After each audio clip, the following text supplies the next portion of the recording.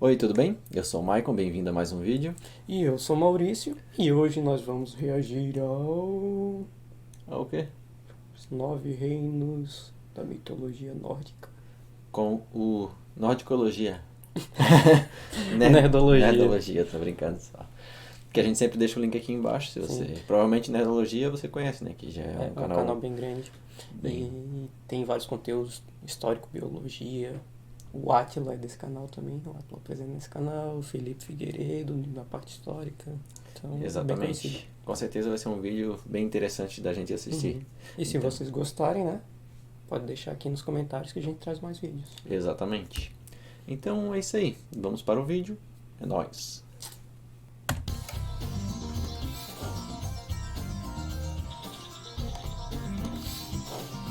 Ó, o Jovem Sejam Nerd. bem-vindos ao Nerdologia de História. Meu nome é Felipe Figueiredo, formado em História, colunista, podcaster, youtuber e professor. Entenda quantos mundos se faz com o corpo de um gigante nesse Nerdologia sobre os 9 reinos da mitologia nórdica.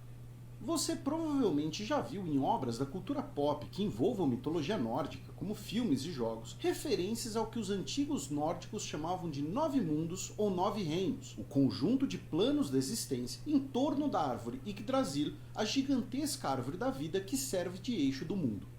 Como na maioria dos temas de mitologia e de história nórdica, as principais fontes preservadas sobre a existência dos 9 reinos são as Edda, em verso e em prosa, coletâneas de manuscritos medievais islandeses do século XIII. Esses 9 mundos são as terras natais dos vários tipos de seres presentes na cultura nórdica e de alguns outros povos germânicos antes de sua cristianização. É importante frisarmos que os 9 reinos são mencionados apenas 3 vezes nas Edda, então a sua configuração, parte da distribuição deles em torno da árvore da vida e mesmo alguns de seus nomes são fruto ou de especulações posteriores ou do cruzamento com outras fontes, também esparsas. É por isso que o cara encontra tanta versão da história nórdica, é meio difícil saber exatamente qual que é qual, Sim. e se é assim ou se é de outro jeito. Sim. Outra questão interessante é que o número 9 é muito presente na mitologia nórdica e Camisa tinha um 9. importante significado para eles. Não sabemos, entretanto, se o número de reinos era 9 pela importância Parece Mas aquele é. meme da Nazaré. É? Mas é. Logo vi. Nazaré Tedesco. Então bora. do número ou se o número era importante por ser o total de reinos. Dos 9 reinos, apenas um era permanentemente visível aos homens, Midgard, o mundo da humanidade. Se fôssemos traduzir Oi, me dá vontade de jogar Ragnarok esse vídeo, pô. Ah, Ragnarok é bem baseado na mitologia literalmente, nórdica. seria algo como Jardim do Meio, mas significa algo como habitação do meio, origem do nome Terra-média, do universo de Tolkien. A palavra também ganhou o significado de civilizado.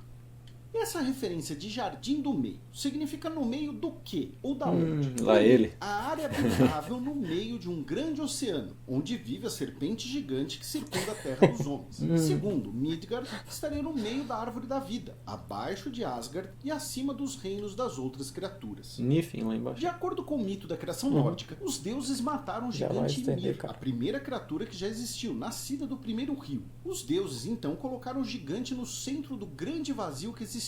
Do seu corpo veio a terra, do seu sangue o oceano, de seus ossos as montanhas, seus cabelos viraram as árvores, de seu cérebro vieram as nuvens. Seu crânio tornou-se o domo celeste, e o sol e a lua são pedaços de seu crânio. Das sobrancelhas do gigante vieram os limites de Midgard. E se você achou esse mito de criação diferente? E das árvores vieram nós. Nós. É porque precisamos de outro nerdologia para falar da vaca primordial. Em algumas fontes, Midgard era chamada de Mannheim, lar dos homens. Se no início era um grande vazio, quais foram os primeiros reinos que existiram? Os primeiros reinos que existiram foram Muspelheim, o reino do fogo, e Niflheim, o reino do gelo.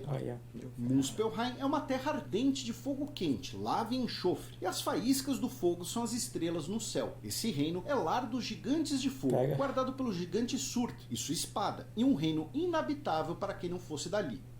Niflheim significa literalmente terra da névoa e é o exato oposto de Muspelheim. É um lugar escuro, frio, de névoa e gelo. Ali também está a nascente primordial de todos os rios. Do encontro dos dois reinos iniciais, um de fogo e um de névoa e gelo, veio o derretimento das geleiras e o vapor primordial, origem da vida, como do gigante Ymir que mencionamos. É interessante notar como a ideia do encontro do fogo e do gelo se encaixa ao mundo físico dos nórdicos, especialmente na Islândia, onde foram registradas as Edda, uma ilha de intensa atividade vulcânica.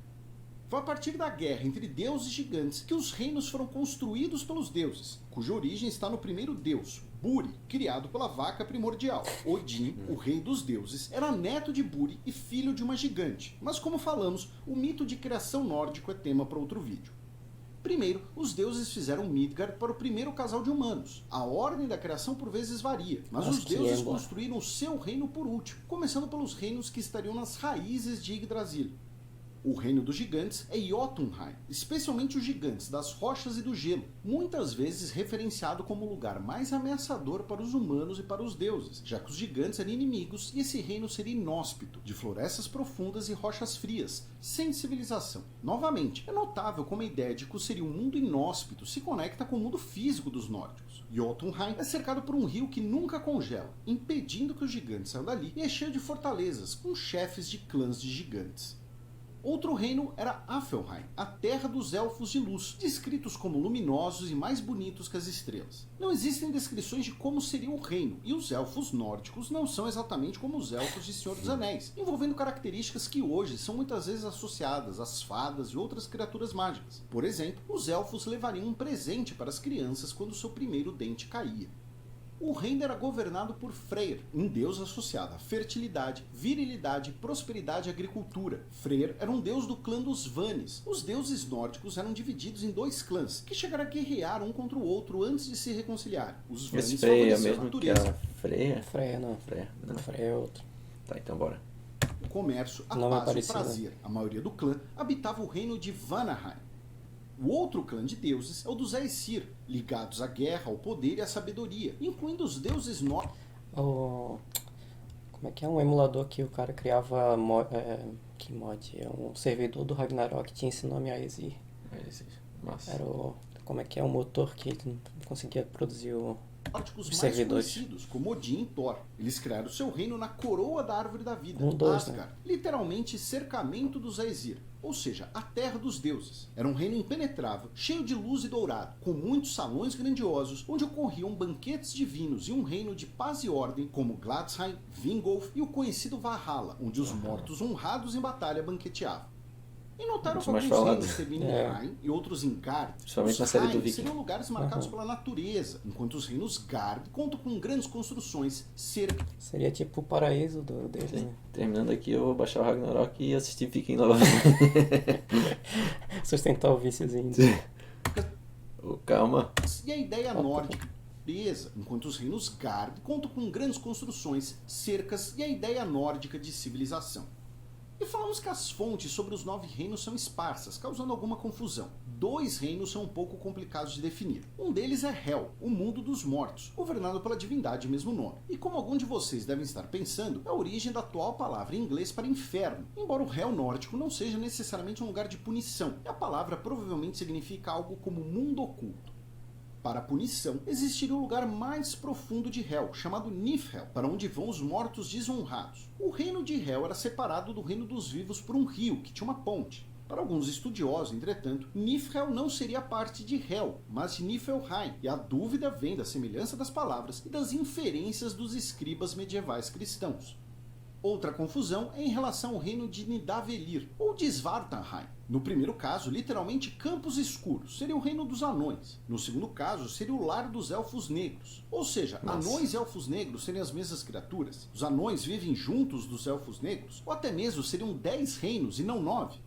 As fontes são esparsas e por vezes contraditórias, por isso não sabemos direito qual seria esse sexto reino. Na mitologia nórdica, os anões são ótimos ferreiros, o que inspirou Tolkien em sua obra, enquanto os elfos negros são elfos que vivem abaixo da terra, longe do sol.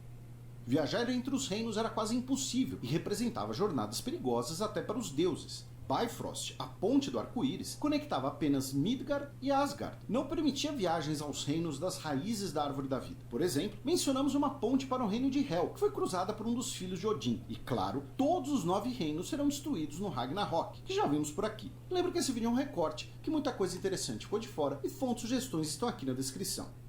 Nos comentários do Nerdologia Criminosa sobre os crimes da Baronesa de Grajaú, lembraram que Celso Magalhães, o promotor do caso, é hoje o patrono do Ministério Público do Maranhão. Perguntaram se a Baronesa e sua família saíram mesmo impunes por seus crimes contra pessoas escravizadas. Bem, o fato de hoje existir uma cidade cujo nome homenageia a família é resposta suficiente?